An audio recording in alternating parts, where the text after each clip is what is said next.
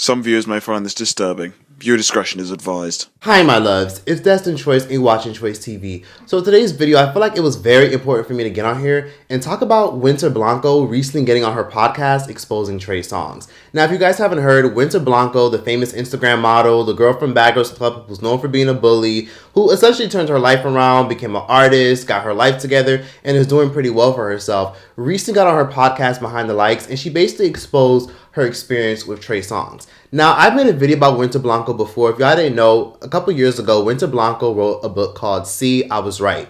So she wrote a book and she essentially exposed the fact that Diddy and her had a really bad experience. In her book, See, I Was Right, that she wrote 2 years ago, she talked about how Diddy essentially coerced her into getting an abortion because she got pregnant by his youngest son, who was Justin Combs, 21 years old at the time, who was at the height of his career back in 2014 at the time, where he was basically playing football, he had a full ride scholarship, he was doing really well for himself, and essentially Diddy coerced her into getting an abortion, even tried to bribe her with things such as a music career, a boutique, or even money. And essentially, she had a really bad experience with Justin Combs. And long story short, Diddy ultimately traumatized her. And she talked about it in her book, See, I Was Right. I have gone through a lot of stuff involving the Combs family. Like, I'm not going to lie, I really have. But it's my shit to talk about. Like, recently, Winter Blanco decided to talk about her experience with Trey Songz. Now, Trey Songz physically beat her ass, strangled her, and basically left marks and bruises all over her body. I'm not gonna lie, I was friends with Trey Songz for years, and he never did anything to me either. And then one day he did, and he put his hands on me, and I never talked about it. This is the first time I've ever talked about this publicly. I really don't give a fuck anymore. He put his hands on me, scared the fuck out of me, and I never said anything. I never went to the police. I never answered the lawyers' calls when they was calling. I never tried to get some money out of it, because at the time it was girls settling for $100,000, $200,000, and I never did it. In 2020, I had, when that girl came out saying that he raped her, I had her lawyer like reach out to me and was like, we're getting this stuff together and like we want you to be a part of it. And I was like, I can't be a part of it. But like now kind of where I am in my life is like, I'm tired of letting abusers get away with so much shit. Like, it's old as fuck. And like there's plenty of them in Hollywood. There's plenty of people that need to be behind bars. Like, lock them the fuck up. Oh, I don't know what you think happened. Like, you were drunk and you hit me. And that's what would have made me go right to no. And I have. No, you got. And I'm telling you, like, I literally have the screenshots of the text right here, because I was just thinking about it before we sat down, which is why I'm even talking about it. And I have the text, and I was like, you are not going to like trick me and play with my mind. I know what you did to me, and you're not going to convince me otherwise. Keep in mind, this is at the point after I did Bad Girls Club. I knew my word had no weight because I'm on a TV show fighting. I'm looking like a violent person. So it's like that also gives people a way to twist it and say, oh, she's always getting into shit. She's crazy. Everybody knows she crazy. And that, you know, takes away your experience when you have this bad rep for being like a crazy bitch, basically. So never talked about it, never did anything. And then years later, he had ended up apologizing to me. And I'm not going to lie, like, even after, like, just the way that the situation was manipulated was like, okay, maybe he was going through something. Maybe he was on drugs or whatever the case may be. And like, oh, he apologized. So like now he recognizes his behavior, like whatever.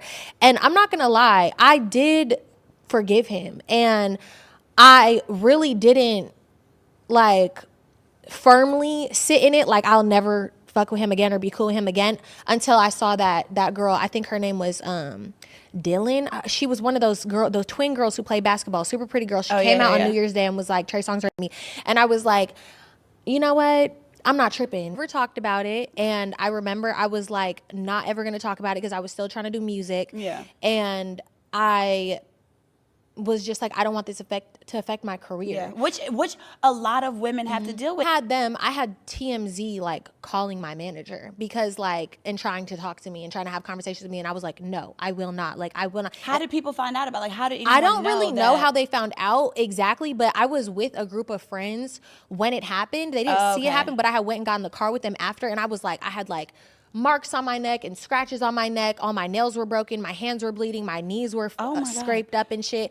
So they had seen everything. And obviously I told the girls what just happened in that moment. People were quick to discredit Winter Blanco's story because, truth be told, she doesn't have the best track record. Not only was she a villain on reality TV, people have grilled her in the past because people have accused her of lying about being biracial because she was in a girl group a couple years ago, maybe even 10 years ago, literally called the White Girl Mob. Then there's been videos and instances of her saying some things that people deem as problematic, and honestly, a lot of people just completely find a reason to discredit her. I personally believe her. But there is one particular part in that podcast that stood out to me that a lot of people aren't pointing out. For one, many people don't really notice that she made it very clear that she doesn't know how lawyers found out, how TMZ found out. Not like I will not. How did people find out about? Like, how did anyone I don't really know how they found out. How did I don't anyone really know know how they found out. How did people find out about? Like, how did anyone I don't really know that? how they found out exactly, but I was with a group of friends when it happened. They didn't see it happen, but I had went and got in the car with them after, and I was like, I had like marks on my neck and scratches on my neck. All my nails were broken. My hands were bleeding. My knees were scraped up and shit. And she says she doesn't know. Lies. And I know she's lying because, again, when people tend to lie, they tend to rub on their neck or tug their ear. It's kind of like an anxiety or a trauma response. When people get nervous, they'll tug their body part to basically try to cover up their lies. So I think she personally tried to sell her story to the blogs. I think when that situation happened, she reached out to several blogs, tried to sell her story, but then backed out last minute. I think that's what happened. Because how the fuck did TMZ even get this information?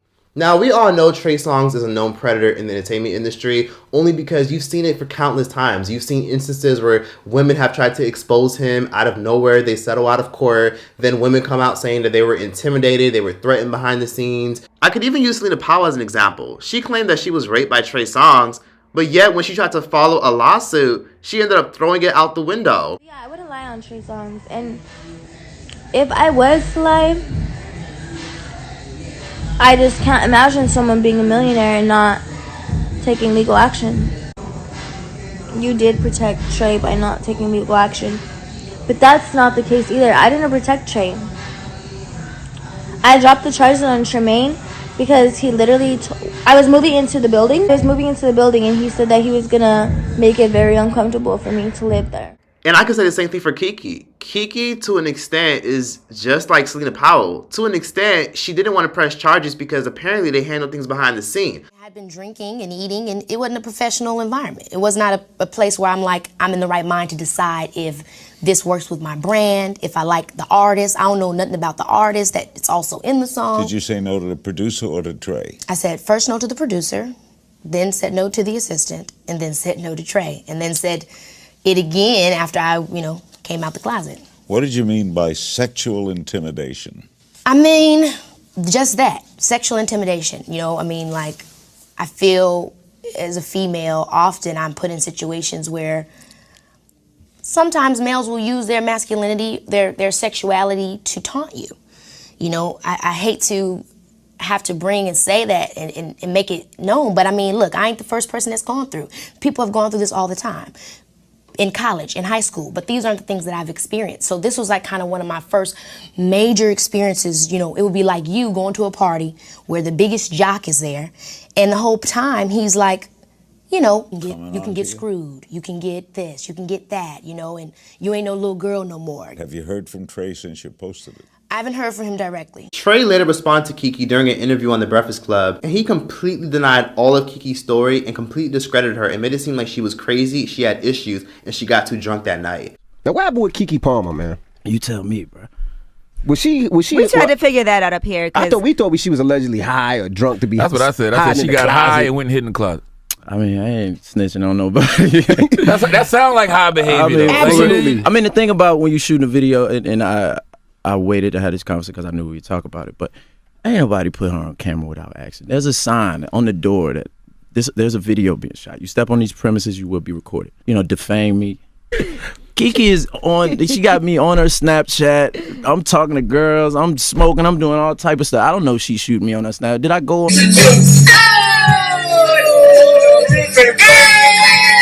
I'm smoking, I'm doing all type of stuff. I don't know she's shooting me on that Snap. Did I go on the internet and say, Kiki, you got me on your Snapchat talking to girls. You got me on your Snapchat while I'm not looking at you. But again, it is your word against his word. But a lot of times we don't come forward because of all the backlash we're going to receive from women and men. But I could take it because the messages I got from other women saying that they were put in similar situations and had gone through, unfortunately, similar events with this person, it made me feel like, whoo, praise God. I knew I did what I needed to do. And don't forget about the woman who went out her way to expose the fact that Trey Songz beat her at a party. What happened the morning of February 17th? Her name is NEVAAA. I was attending an after party when Trey began yelling at me, choking me, punching me, and ultimately he knocked me to the ground. Her attorney, Lisa Bloom, says the two had been friends for years, and he seemed to become enraged when she began talking to one of his friends. I had to go to the hospital because he hit me so hard that I had a concussion.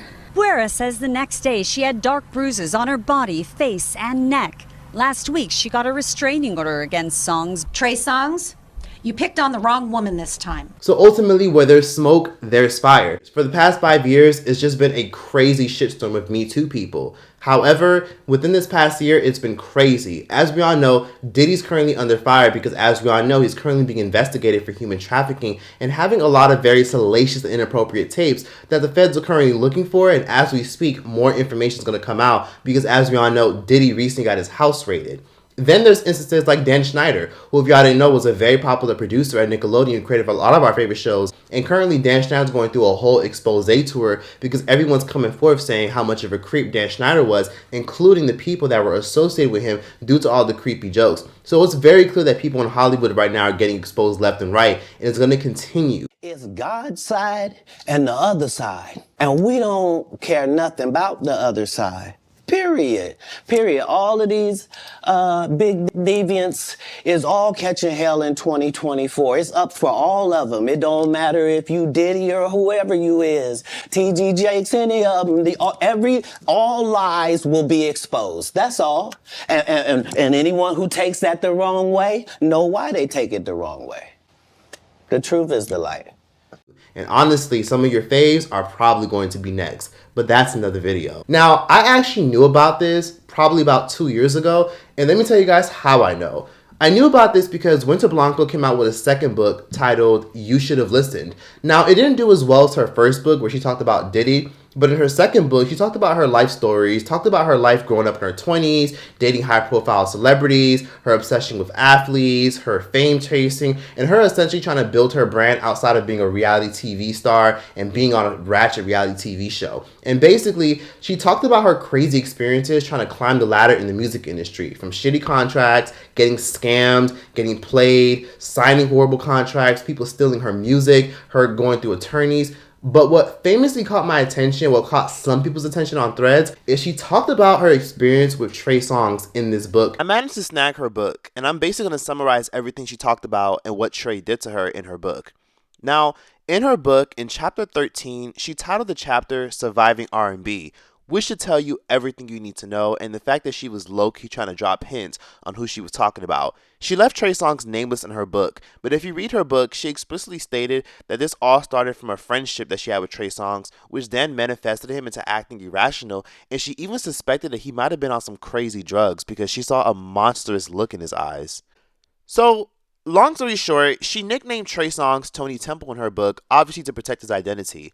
And this all started at a day party, which Trey Songz is known for always throwing day parties in cities like Miami, Las Vegas, and Los Angeles. She stated, "While we were partying, I got a text from Tony Temple. Tony and I go way back. We met at a party one time and had always just been friends for years. After that, whenever we were in the same city, we'd link up, but we never went out of our way to spend time with each other. But then he hit me up and asked me to come to his party, long story short." Essentially, she also told him that she then decided to go to the party after she got that text, and she pulled up with multiple women without even saying anything. She just mostly pulled up. Eventually, Winter got bored of the day party, and she essentially wanted to leave and just get the hell up out of there because she was bored. Out of nowhere, Trey Songz said to her, "Hey, Winter, come here for a second.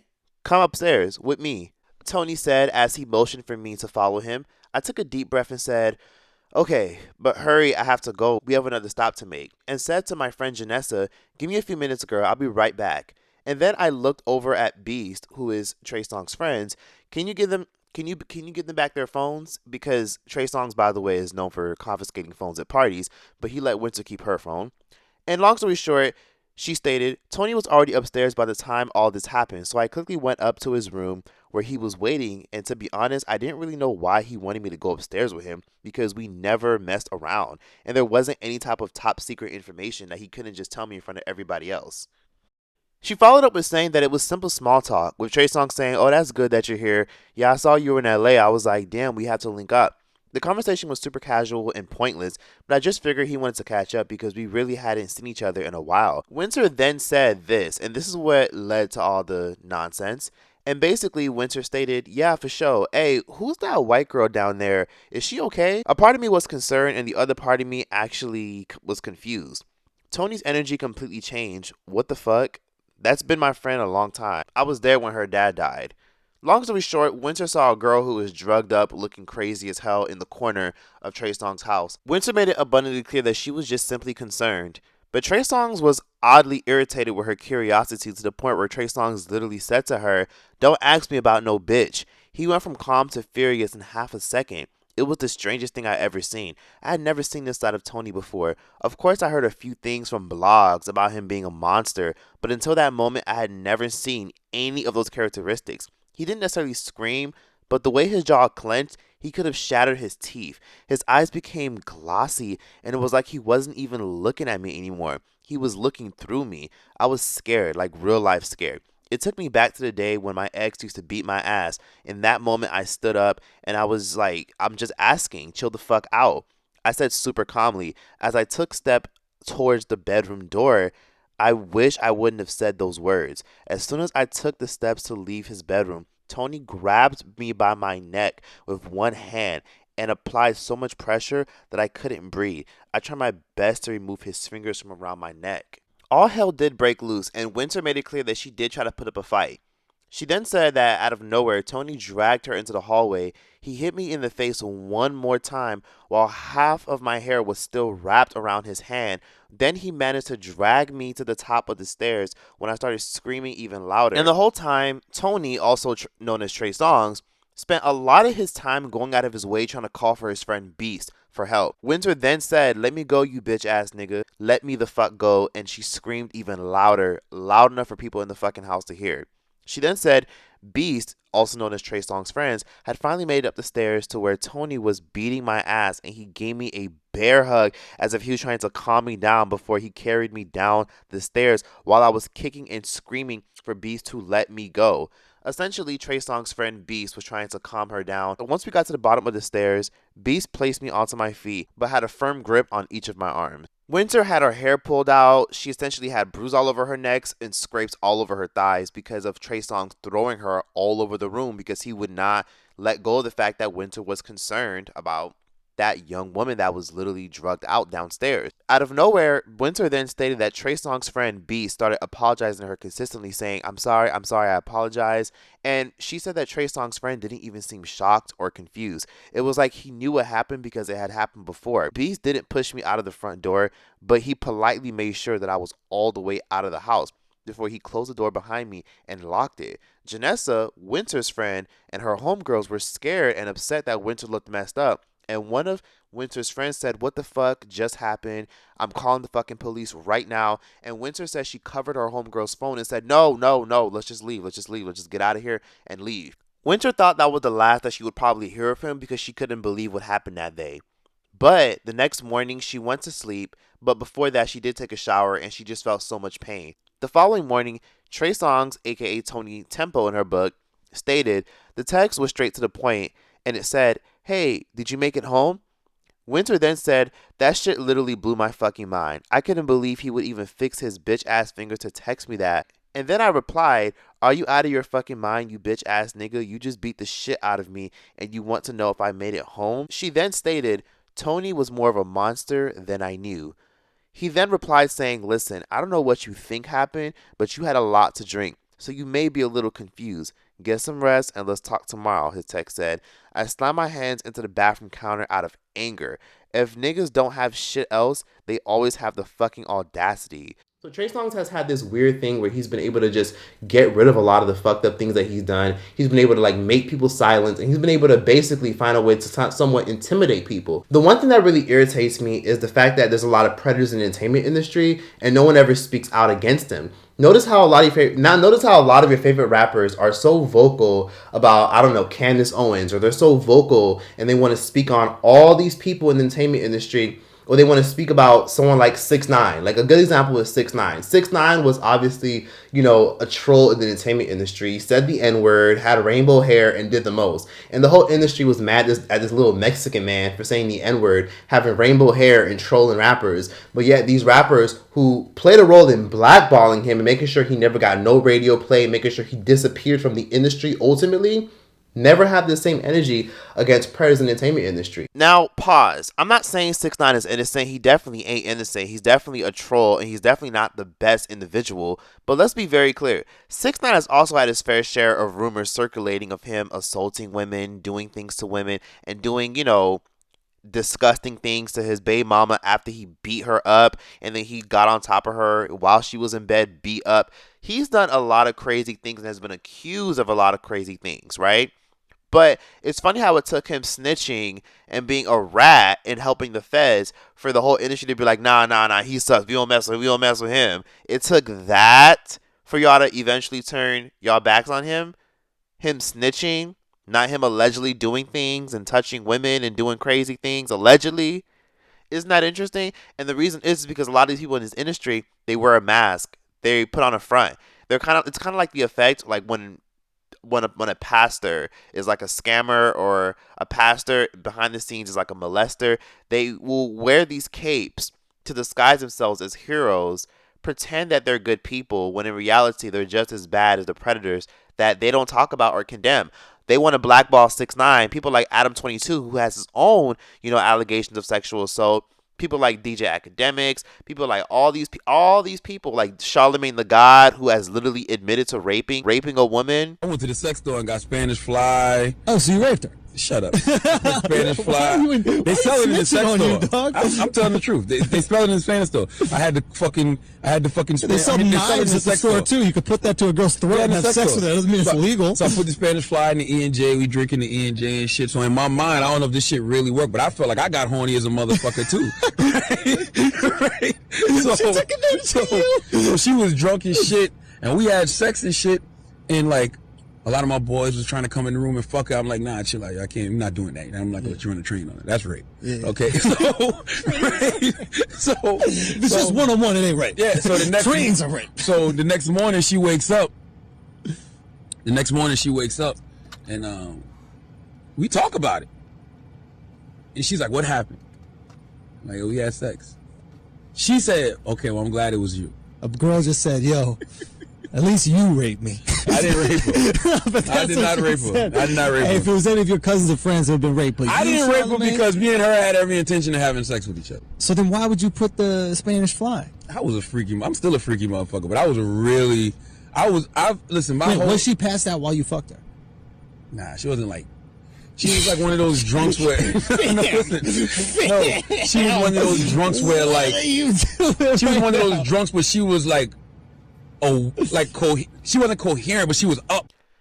These people wear a mask, and that's why it's so hard for them to critique their faves, because their faves have helped them. The reason why predators like Harvey Weinstein and all these major predators like Woody Allen and all these major alleged predators like Steven Tyler are able to thrive in this industry is because they've helped so many people in the industry climb that ladder, and they feel like they have to have this undisclosed loyalty instead of calling people out. But everybody gets theirs in the long run. Some of your favorite celebrities that you don't even expect or don't even realize are going to be next. Some of the biggest entertainers in the world are going to lose almost everything. Empires are literally going to crumble because they built it on a faulty foundation. And eventually what goes up must come down. Let me know what you guys thought about this entire breakdown. Let me know what you guys thought about Winter's podcast, how you feel about her finally speaking out against Trey Songz and exposing him. And be sure to let me know what you guys want to see next. And yeah, that's that. Choice out this bitch. I put your picture on my mirror, start to blush when somebody says your name. In my stomach there's a pain, you're rocking my direction, I walk the other way. I start to cut and I breathe. Start to key and I keys go weak. What's happening to me? Somebody has everything. I put my picture on your pillow. Your stomach on your pillow. And then the stars in the sky. It's the reason why. There's somebody's on my mind. Somebody gets shy when I see you, when I see you, baby, when I never know when you might walk by, and the time when I see you, when I see you, ooh. That's all you get for free. Leave a like if you made it this far.